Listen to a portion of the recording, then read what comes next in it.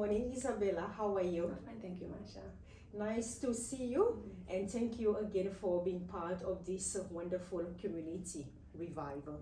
So, Isabella, somatic therapy is quite a new concept in the Seychelles. Tell us a little bit more about it. Well, somatic therapy is a form of therapy that focuses on the body, right? The word soma means body, Yes. and it makes a clear distinction between the mind and the experiences that we have in our bodies, right? And with somatic therapy, we pay attention to sensations. We track sensations that are arising in our bodies, Yes. which is something that can be new for people. I think I like to say it's a bit of a foreign language because maybe people don't know what it is. Yes.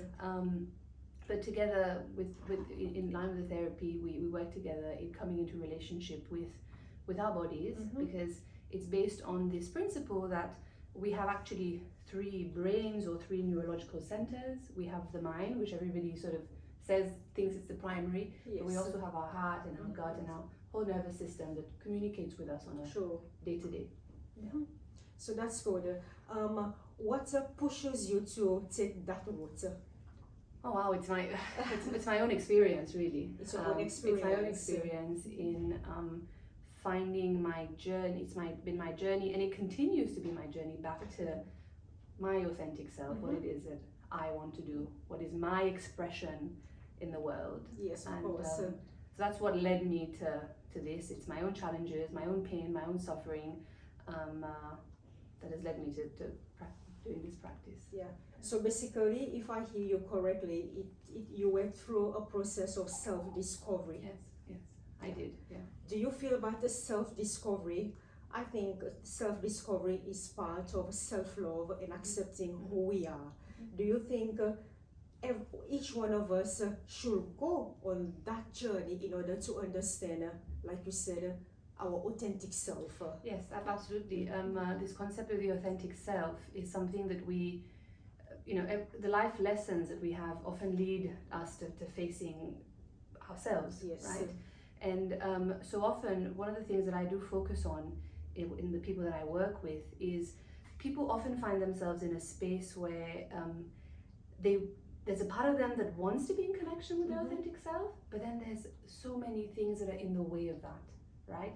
And they've tried so many ways, the usual ways, like positive affirmations, New Year resolutions, beating yourself up, trying to get rid of that part of yourself that you know is no longer serving you, but keeps coming back in your life. That's right? the habits, no? Yes, the habits, right? Part of it, I believe that we keep doing that because we don't know and how to get out, or we are scared. Because with my own journey, self-discovery, it's quite a difficult journey, but once you manage to step out of that, you discover who you are, and you can shine, be who you are in this world, Right, yeah. living an authentic life, and you give yourself and your life a more purpose. That's what I experienced. What do you have to say when it comes to acceptance and letting go? Well, the thing is with acceptance is often, when giving you the example, when people come to for example, explore a part of themselves that they're struggling with, perhaps it's a behavior, it's an addiction, it's something that they can't get away from. Often the natural thing that we do is we try to push that part of ourselves away. We sort of shame ourselves into being different. We're not accepting why we're different.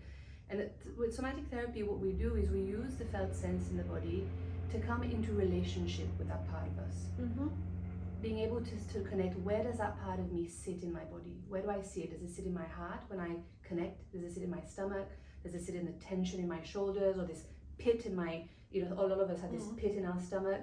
And the main goal in this form of therapy is to come into relationship with this part of us, to understand how this part of us came to be, what need is this part of us fulfilling in our life, and it teaches us a lot about perhaps our childhood, where we developed this particular mechanism, And actually, what a lot of my clients find is that these parts of themselves that they're pushing away are actually were superpowers at one point in their life. At a point in their life where they needed to be able to regulate their emotions and they didn't have somebody to help them regulate, because that's a skill in itself. It's like we're learning to walk for a child, learning to, it's a skill. So people begin to come into relationship, they can have acceptance, compassion, and curiosity for that part of themselves. Because I think for me personally, biggest change in my life has been when I've come to learn to accept and have compassion for the various parts of me, right? That's wonderful. Yeah. What 2 or 3 techniques that you would like to share with the audience today for anyone who is going through a difficult time holding negative emotions, or like you said, yes, part of us, we need to let go of that emotions. I need to let go of that habits, but I don't know how to do it. Any techniques or advice that you would like to share with the audience today? Right, yeah. So the first thing that I would like to share is that emotions are all positive for me, the way that I see them, right? They're there for a purpose because they communicate our authentic expression with the world, okay? So the first thing that I would recommend is for people to really get in touch with what it is that I'm feeling. Is it sadness? Is it anger?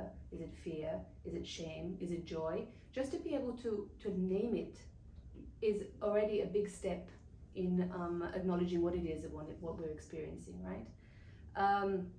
Other techniques that I think goes in line with the language of somatics is to begin to relate to that part of yourself. I mean, often when it comes to our awareness, then it's easier for us to see it. Just to begin to notice, like in your day when you are triggered, like what we call triggered, somebody's pissed you off, or you're feeling super sad, or whatever it might be. To notice, not only pay attention to the story in your head, but to notice how your body responds. So it's often in that constriction in your throat, that tension in your heart, perhaps the desire for your hands to hit, just noticing, just beginning to develop that language of noticing not only what the mind is saying, but also what the body, because what the body is saying is actually what is present and what is the truth, right? And coming into relationship with that. And the third thing I would say is to reach out, right? To find your resources. There are so many, we have our own internal resources.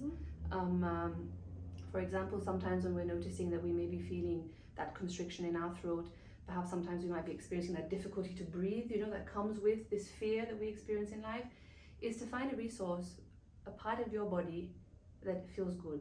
And it can be as simple as the tip of your finger, it can be as simple or a bigger space as your leg, but to be able to begin to find resources in yourself that, yes, there's a part of me that's feeling really a lot of tension, but to be able to connect with the parts of yourself within that also feel good. It can be like stroking a pillow, it can be meditating, focusing on the sensations in your hands, but also external resources, right? The resources that we all have around us, talking to people, finding journaling, meditation, all these lovely tools that we have to help to bring us into a space where we can learn to eventually this concept of self-regulation, regulating our emotions, because it's something that some of us have never been taught. Definitely, right? And it's something, and to be kind with yourself, because it takes time. If you're not taught it as children, it's a new skill that we have to develop. It's a new skill that you have to develop. Yes. That's so true. Yeah. So thank you for that. Yes, any message that you would like to say to the beautiful ladies on this special occasion, Women's Day, with Revive? What is it? Yes, I think for me, the message that I would like to share would be that it's okay to ask for help. I think that's something that there's a lot of perhaps shame around this issue of asking for help. But more and more we know that there are people available to talk to a friend that we can reach out to, even to journal is our own self asking for help, but it's really to realize that it's okay to ask for help, and that there's plenty of resources and tools available to us it's the greatest act of self-love actually, to ask for help, I think. Thank you so much. And if any clients, any person would like to reach out to you, how can they contact you? Yeah, I'm available. I'm on Instagram at Isabella Wawo. I'm on Facebook. Also, you can reach me by phone. I can share my contact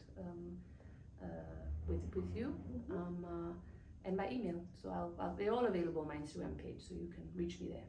Thank you so much. Thank you for your time, and I wish you continued success. Thank you, Marsha. Merci.